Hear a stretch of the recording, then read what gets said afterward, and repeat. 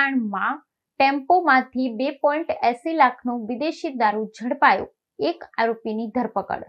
સુરત ઉત્તરાયણમાં ટેમ્પામાંથી 2.80 લાખનો વિદેશી દારૂ ઝડપાયો, એક આરોપીની ધરપકડ। સુરતના ઉત્તરાયણ વિસ્તારમાં પોલીસને વિદેશી દારૂની હેરાફેરી અંગે મોટી સફળતા મળી છે। વેલંજા રંગોલી ચોકડી પાસે પોલીસે એક ટેમ્પામાંથી 2.80 લાખ રૂપિયાનો વિદેશી દારૂનો જથ્થો ઝડપી પાડ્યો છે। બુટલેગરો પોલીસની નજરથી બચવા માટે અવનવા અખતરા કરતા હોય છે, જેમાં આ વખતે ટેમ્પાના પાછળના ભાગે ચોરખાનું બનાવી દારૂ છુપાવાયો હતો। પોલીસે તપાસ દરમિયાન ટેમ્પાની સેન્ટિંગની આડમાં છુપાવેલો વિદેશી દારૂ શોધી કાઢ્યો હતો।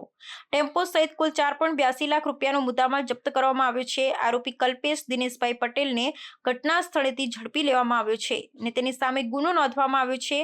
પોલીસના જણાવ્યા મુજબ બુટલેગરો હવે ટેમ્પા, ટ્રક અને અન્ય વાહનોમાં ગુપ્ત ચોરખાના બનાવી દારૂની હેરાફેરી કરતા હોય છે।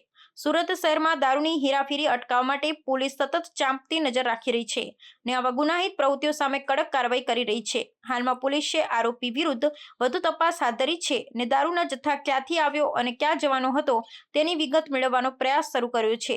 સુરત પોલીસ દ્વારા આવા ગુનાઓ સામે સતત સક્રિય કામગીરી કરવામાં આવી રહી છે।